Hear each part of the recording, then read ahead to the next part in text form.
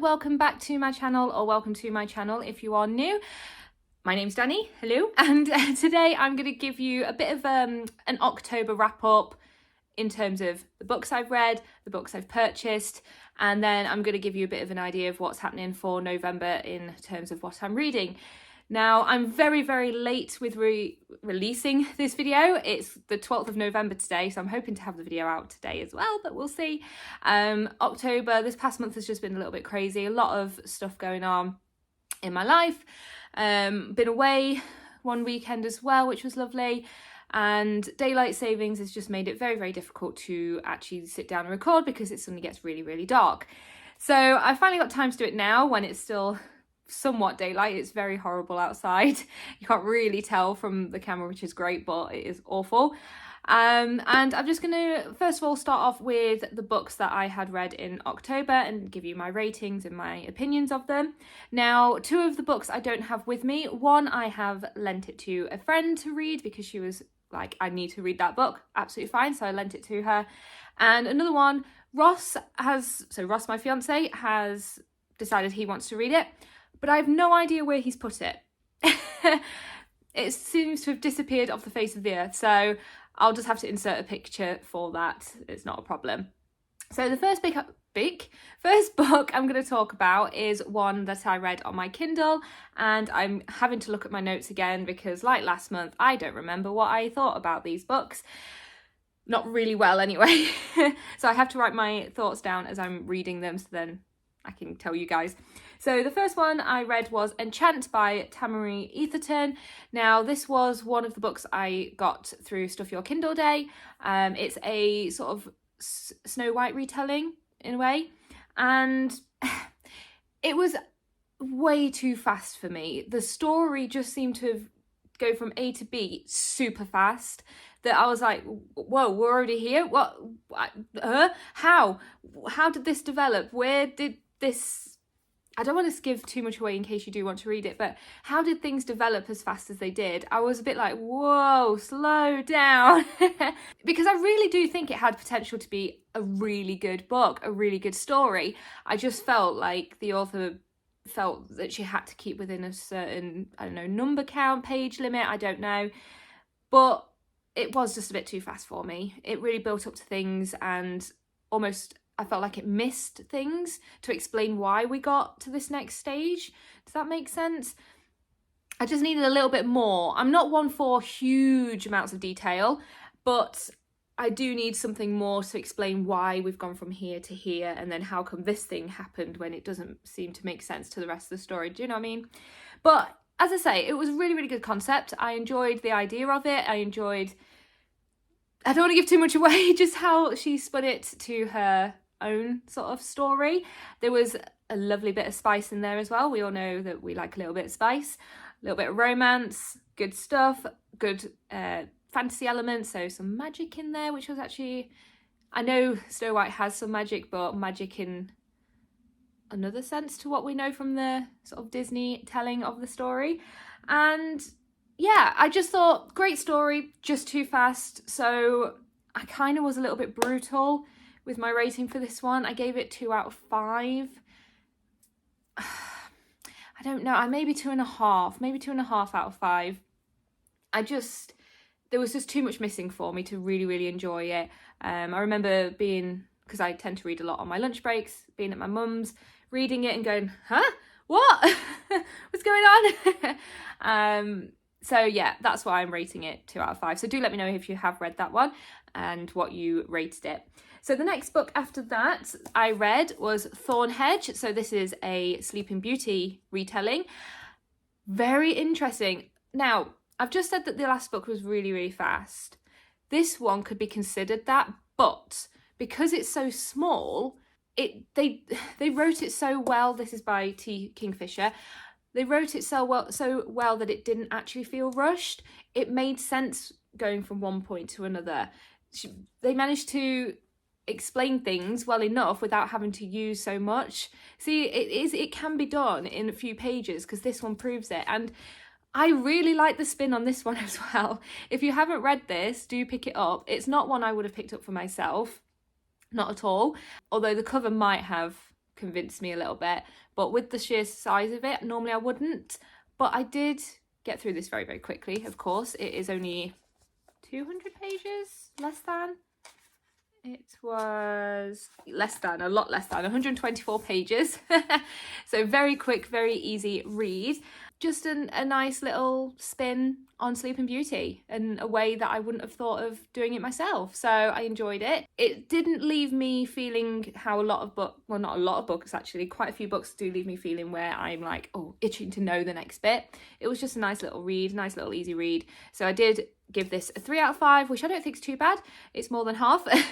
Just because there's no romance elements for me. I like romance. That's it.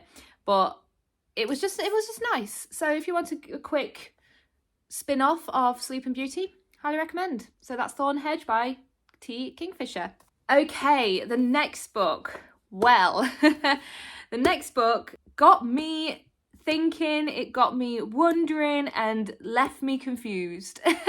I think I understand where it's ending, but at the same time I feel like they've written it to a point where it's like, is this the answer or is it actually this the answer? I don't know. And it's The Other Lives of Miss Emily White by A.J. Elwood.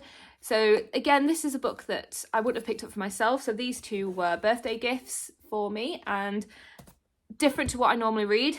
And I enjoyed them. Dark. This was darker than I thought it was going to be. For me anyway, because I don't read any sort of like thriller, horror-esque books. I don't like it. This one did feel dark for me. There was incidents where I was like, holy crap, what's just happened? What? But it does get you questioning and thinking and going, ooh, is this a supernatural event? Is it not? Is it fantasy? Is it not? I don't know. Very gothic though. Did like it. That's all I can say about it. Did I say anything else about it? Yeah, that was it. I just didn't know what was going to happen. And at one point I was like, yeah, I know this. I've got it. And then you get to the end, you're like, okay, no, I don't. I was wrong, I think. Was I wrong? I don't know. But it was good, considering it's not something I would have picked up for myself. So do recommend this one. And I rated it 3.5 out of 5. So if you like a little bit of gothic, not romance, gothic, fantasy, Victorian era, girls' school, highly recommend this. There was definitely some sad moments as well. And I was like, oh, but mostly like, oh, moments for me. So I don't know if that's going to sell you on reading it, but please do pick it up if you do see it. It was really interesting and really, really good. I'm going to have to see if this author has some other books, see what other things they've written. So after that, I picked up, I did do what I was going to read in October, so you might know what's coming up if you've watched that video. The Beast Within. Picked this one up. This is the Villainous series, I believe it's called, isn't it? Yes, I think it's the Villainous series. Again, very, very quick read. I think I read it in 2 days, only because I had work. So not long at all. If you had a good couple of hours in one day to read it, you can easily get through that. If you're a decently fast reader, very big writing, very, like, not many words on a page and all that good stuff. Enjoyed this as well. Really did like to... I knew a little bit of perspective from Adam and how it all came about, but it was just really interesting to read a bit more into before he became the Beast, and his character and the relationship with Gaston as well was really interesting to me. I didn't expect that, so that was, wow, really well written. I enjoyed it. Very, very nice. Very good read. Loved the fantasy. Loved the romance. The romance wasn't intense, but it was just lovely. It was a lovely kind of, yeah, just nice. The Witches. I think when you think of Beauty and the Beast, you just think of one witch. So to know that there's, I think it was 4, that was interesting to me. One thing though I didn't realise with this series is they all kind of interconnect, not masses amount, so you could potentially just read them separately and not in any particular order. But I did try to read The Mistress of Evil after this one, and they just kept referring to the book in between this one and Mistress of Evil a little bit too much. So I was like, I can't read it because I need to know what happened in that one. And I think it's the Ursula one that I can't remember the name of. But now that I know that, I will. This is the second book that was released in the Villainous series. So I think it was the Snow White before this one. So I think I will pick up the rest of them. So it makes sense. Because this one I felt didn't really like go back to the first book. It didn't have any things that happened in that one show up in this one, whereas Mistress of Evil did. So if you do want to read these, I would recommend reading them in the order that they were released, so it makes sense because there is an underlying link between them all. But this one, loved it, really nice, really simple read, lovely for October month for me. I liked fantasy fairy tale reads for October because I don't do horror. And I voted this one, why do I keep saying voted? I rated this one a 3 out of 5 as well. I just enjoyed it, it was nice. The only reason I'm not giving it higher is just purely because the romance was lovely, but I like a lot more fantasy elements. Yeah, but it was lovely, so highly recommend that. The next one I read was The Graveyard Book. Now this is the book that I don't have the copy of because I don't know where Ross has put it. So The Graveyard Book by Neil Gaiman. Now that was my very first Neil Gaiman book that I had ever read. And the version we have has drawings in it. Now, the drawings were really cool. They were nice. I liked those. The story, I liked. I liked the concept. I liked the idea of this little boy growing up in a graveyard being raised by the spirits of the graveyard. I thought that was really cool. What I didn't like is the questions I had. There was just too much confusion. I was like, why is that happening? Where did you come from? What's happening now?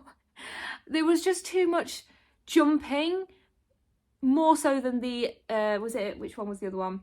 Enchant, where that kept jumping. This one was even more confusing than that. I was just like, I don't understand on a lot of points what was happening. And there was this big other collection of people doing something. I'm like, but who are they? What are they doing? I don't understand. I don't mind. His writing was okay, but it's definitely not for me. I was just so confused too much. I was like, I don't know what's going on. The story was really good, but I just don't know. I was just so confused. So I had to rate it 2.5 out of 5. I know there are a lot of Neil Gaiman fans out there, and I understand why, because like I say, his stories, the ideas are brilliant, but there's just too much confusion for me, at least in The Graveyard Book. I do have Stardust to read, so we'll see how that one goes.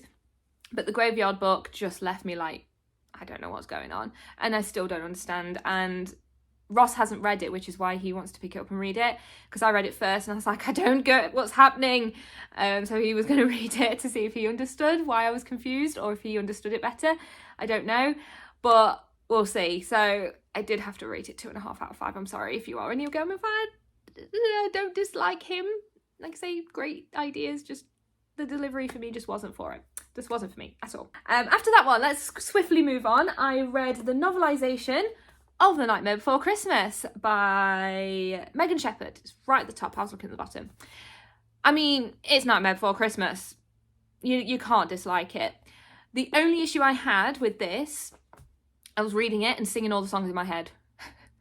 Playing the film in my head. That's not an issue, playing the film in my head, but singing the songs that weren't then in the book really was. I was like, I'm singing it, but that's not what I'm reading right now.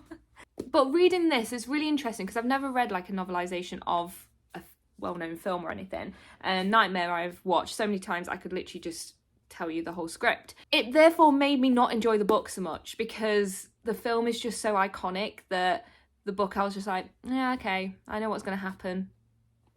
And I think that's what the sort of negative was, that I knew what was going to happen and I just wanted to get to it. Whereas when you're watching it, you've just got all the visuals, so then that keeps you distracted even though you know what's going to happen next.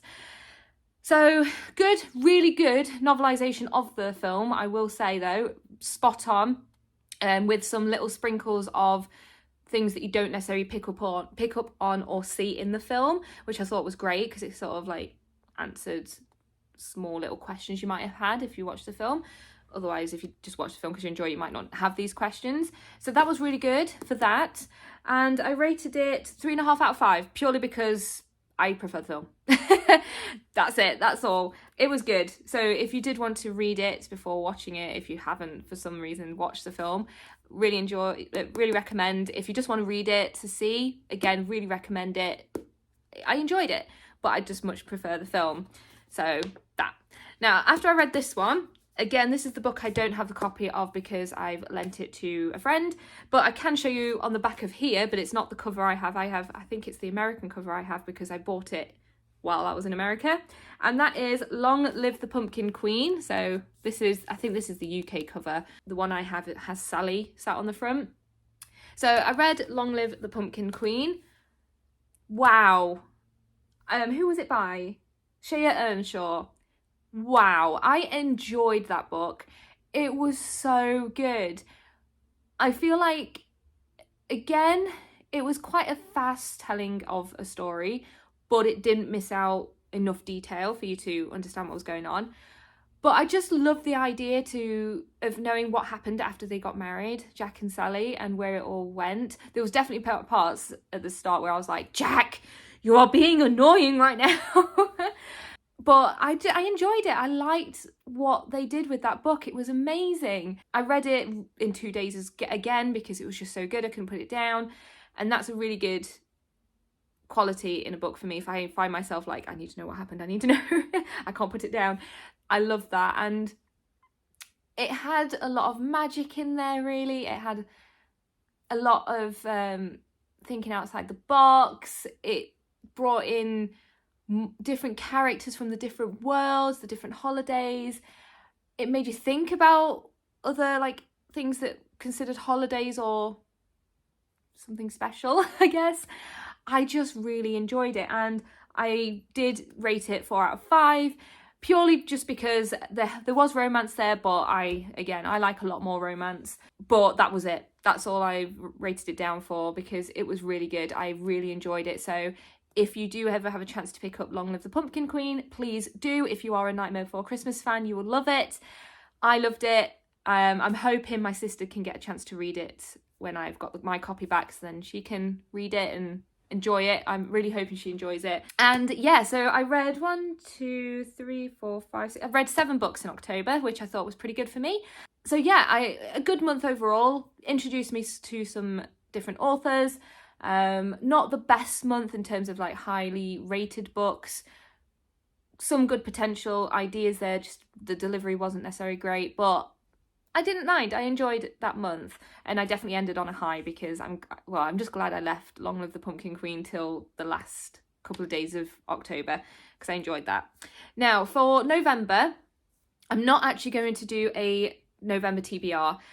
The last 2 months I have picked my books before the month has started, and even though I found some good books in there and some I really enjoyed, I found picking some of them up really difficult because I am definitely a mood reader. This is something I thought was always the case, but after 2 months of trying to pick my books beforehand, it's made me realise I am a mood reader. So I think from this month onwards, I'm always just going to pick up the books that I fancy reading in that moment, because I tend to then enjoy the books a little bit more. So that could be also why some of these books may have got a little bit lower rating, just because I maybe wasn't in the right mindset, ready to read them. I don't know. So this month I am doing mood reading, and so far so good. I am on book 2 of the month. I am book 2, book 3. I can't remember. I think it's book 3 of the month, and I've read. Well, I'm on all brilliant books basically so far. I'm hoping to really fly through my 3rd book. It's Iron Flame. So I'm hoping to get through a lot of that. I had to wait 2 days for it to arrive after it was released. I was not happy. Ugh. But anyway, so that's what I'm going to do for November. And lastly, I thought I would give you a bit of a October book haul as well, because why not? It's just a short video. There's not much here. I just thought I'd share it. So first book I got was Shadowland, The Immortals by Alison Noel. I have the first 2 books right here. Not read any of them. First book I bought, Evermore, brand new. This one I got a couple of months ago from the charity shop. And then this one I also got from a secondhand bookshop. I believe it was Oxfam for £1. No, £2. I saw it and I was like, well, I know I have the first 2 books, and while they're cheap, I might as well just buy them instead of paying full price. I'd much rather buy secondhand if I can. So I picked that one up. Just going to pop it back where it belongs there. I also purchased from the works, because it was £11 and I had a £2.50 voucher that I had to use up. So I was like, why not? This one, the Cassandra Clare Swordcatcher. I keep seeing a lot of people talk about this in terms of it being really good. Not seeing too many spoilers, which is great because I don't want to. But I'm really excited to read this one. I might make it one of my November reads, we'll see, because it is quite chunky, and Iron Flame that I'm currently reading is quite chunky, so I might have to wait till December or something. But I got this one, couldn't miss it up. So yeah, got that one. And lastly, I went to Costco, and because my mum went and purchased these, and she showed me and she's like, you need to get to Costco. So I did, and I got the whole of Throne of Glass. I've been wanting these books for so long now. I did originally want the covers with the people on, with the women on, so the white covers, but they're very old covers, I realise, very difficult for me to get cheaply. So I caved and just bought this covers. They're not my favourite, but it's the story. I've said that before, that it's the words on the page that I'm more bothered about. So I got these in a nice box. I only paid £45 for these. This is the Costco in the UK. I've posted a TikTok about this. I'm not sure if you can get them in the US or anywhere else. But I was fortunate that they had the Throne of Glass. They also had ACOTAR series, but I already have ACOTAR. They didn't have Crescent City, but they had these, and they had some other books as well, but that I already had. So I wasn't bothered about those. These are the ones I went for, and I think when I went there was only 4 boxes left, so I was lucky to get this. I ran in, put it straight in my trolley. I was like, I can't leave without these, not when they're £45. The cheapest I'd seen them before that was about 55, so I couldn't resist. So I think I might start reading some of these this month as well, because they're quite small. Because I've got about 10 books left to read for the year to hit 50. Now that I'm really into my reading game, I could definitely do it in time, but I wasn't prepared at the start of the year for this challenge. So yeah, I'm gonna read these. Yeah, I'm so excited. I need to read them before Shadow and Flame comes out in January, end of January. I do have that on pre-order, but I'm not hopeful that it's going to come on the day that it's published. So we'll see. So yeah, just a little book haul for you there. Let me know if you've read any of them and your rating. Don't tell me any spoilers. And the books that I have read, let me know what you rate those, if you have rated them as well. Or if you fancy giving them a read, let me know which ones you are planning to read. And yeah, please like, comment and subscribe. Share maybe if you want to, I don't know. I'm hoping to really get back into my videos for you guys. As I say, last month has just been a bit crazy, and Christmas is coming up and I'm getting very, very busy actually. So I'll do my utmost to bring some videos out for you. I've also had a request to do some videos on my legend planner, which I have done in the past. So I'm trying to plan something with those as well. So we'll see how it goes. And just as a little side note, do you like my little clip? It's a dragon. Ross bought them for me, the pack of 2, because of Fourth Wing and my obsession, so he got me some little dragons. Okay then guys, thanks for watching, and I'll see you in another video very, very soon. Bye!